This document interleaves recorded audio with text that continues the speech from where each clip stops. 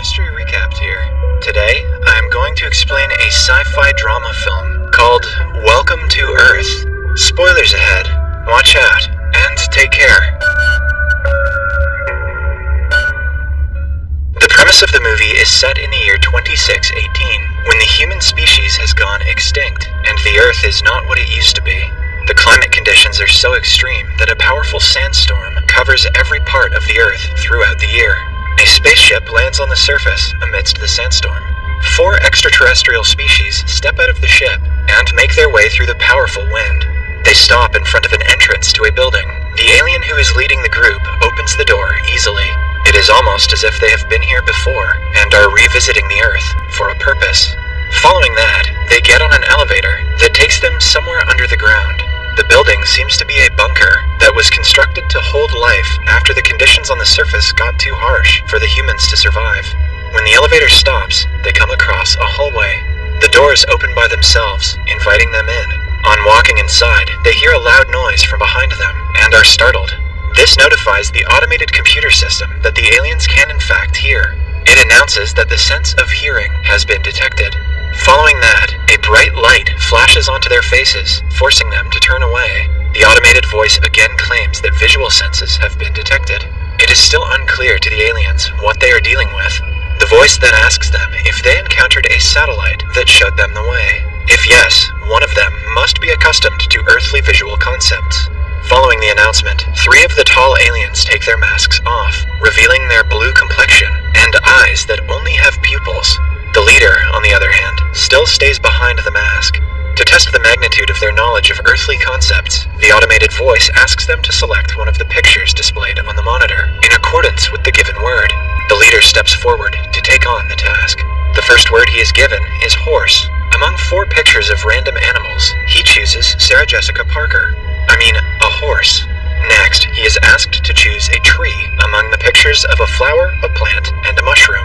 He chooses the tree correctly, proving that he is educated on Earth's concepts. At last, he is asked to select the picture of a satellite, which he does perfectly.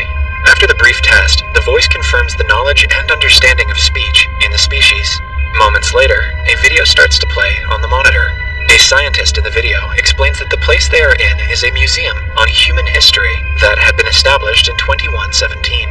It was an effort to preserve knowledge about humans when they had no hopes left for survival. It is meant to showcase the history of humanity and was built with the help of the Council of Human Preservation. Only the leader seems to be understanding the clip, while the others wait for the explanation. The scientist then claims that it is a human tradition to greet one another, and so he welcomes the aliens to Earth. He follows this by saying that, unfortunately, humans have gone extinct. The last alien is about to take off his mask, but the comment makes him freeze.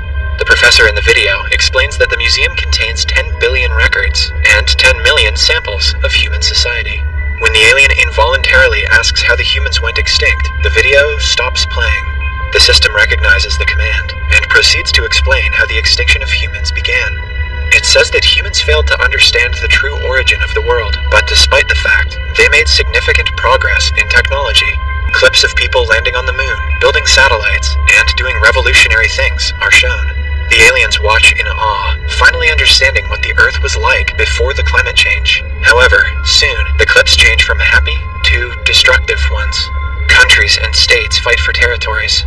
The aliens realize that humans took too much from nature, to the point that nature couldn't save them anymore. They were the cause of their own downfall. As a last resort to save the world, the officials decided to ask for help from extraterrestrial creatures, with whom they share the universe.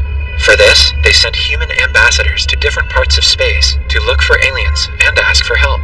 As the screen shows the pictures of said ambassadors, the leader touches the face of one of them, named Renee Shepard. The computer detects the touch input and starts to explain the story of the ambassador. Renee had joined the fleet in 2087 and was one of the 7 ambassadors who were sent to look for extraterrestrial creatures. He was selected 4th in a class of 400 people. A flashback shows Renee attending a training session the ambassadors had to take before they were sent for the mission. The comm officer, Whitney, explains to them about a black box called the Knowledge Probe that is made especially for the mission. The device contains everything that is necessary to teach an alien about earthly language and behavior. When the ambassadors finally meet an alien species, they are supposed to use it to teach them about the planet and convince them to aid humans. Whitney also explains that they have already sent 6,000 such devices to different parts of space.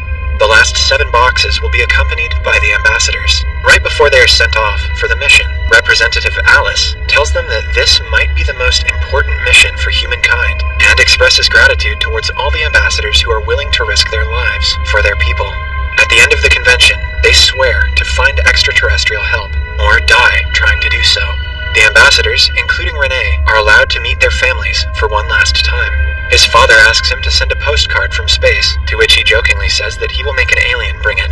His mother, on the other hand, is worried for her son's safety. She asks him to pilot the space pod safely. He kisses his wife, and takes a picture with his family, hoping that he will meet them again. The ambassador who takes the picture is his best friend, Tess. The ambassadors then finally board the space pods that each of them is supposed to pilot. Renee puts his family's picture on the control panel, and gets ready for the initiation of the mission. His wife tells his parents she has a feeling all of this is wrong, but it is too late for Renee to turn back. The pods finally take off, and soon enter hyperdrive. Renee experiences some heavy turbulence because of the speed of the pod, but it soon stops when he reaches his first destination. He starts the scans for the first waypoint to check if the area is inhabited by any extraterrestrial beings. Back in the control room, each ambassador has their own comm officers who report to them on what they have to do next. When Renee's results come back negative, he is told to jump further into space, to the second point. He drives through space at a very high speed again.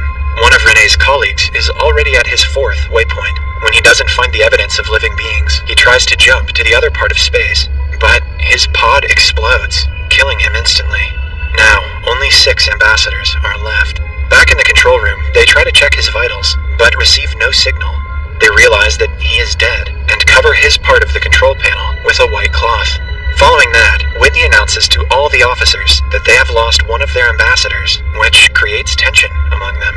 They have an emergency meeting to figure out who is the most sus. Yet, they remain professional and carry on with the mission. In the meantime, Ambassador Tess is in her 18th waypoint, going stronger than everyone else. However, one after another, the ambassadors begin to die because of pod malfunctions, oxygen failures, and getting way too close to a star. After a few days, Tess, Renee, and one other ambassador are the only ones left. Tess asks the comm officer how everyone is doing, to which she lies and says that they are fine. Tess jokingly says that she will beat Renee to the mission and continues the jump. However, she gets too close to the sun during the jump and dies. She really committed to that joke. Back on Earth, her control panel is also covered in a white cloth. It has been several days since the mission started, and Renee is on waypoint 213. He asks the comm officer about Tess. To keep his spirit up, the officer lies and says that Tess is doing great. He also playfully comments that he will beat her to the aliens and continues the jump. After the comment, another ambassador dies, leaving Renee as the only surviving one. On his way to waypoint 214, Renee's pod starts to malfunction. Everyone on Earth who is hoping for his survival is on their feet. The comm officer tries to retrieve data from the pod, but fails. Eventually, Renee loses all control of the pod, and it crashes on a blue planet that looks awfully like the Earth. Since the pod lands on land, with a thick layer of snow on top, Renee has no fatal injuries. However, the temperature of the planet is way lower than his body can handle. His face turns blue with frostbite as he looks at the picture of his family. In the end, even the last ambassador is lost, leaving humanity with no hopes for survival. The cause of death is recorded to be rapid freezing due to a hostile atmosphere. If coincidentally the planet has an intelligent species living on it, Renee's preserved body still has a 10% chance of revival. The representative Alice tells Whitney that they cannot announce the deaths to the public because then the people will go into a frenzy. Whitney, who is mourning the soldiers' deaths, harshly claims that the men who died for humanity deserve respect. However, Alice stays put in her decision. Although the public was kept in the dark, they informed the families of the ambassadors of their deaths. A private funeral is held in honor of them. His death marked the end of the alien outreach program. No alien help was found, as they had predicted. Back in the bunker, the last alien takes off his mask and reveals that he is actually Renee, the only ambassador who completed the mission successfully and brought alien aid to the Earth. But he is too late. We can predict that he was revived by the blue-skinned aliens, who are inhabitants of the snowy planet. The computer announces that Renee's files contain more than 10,000 messages, 800 pictures, and some video entries left by his loved ones. He asks the computer to show all of them. The movie ends as he watches a video of him hugging his family before his departure. Subscribe for more videos like this, turn on notifications, and leave a like to help the channel out. Thank you for watching.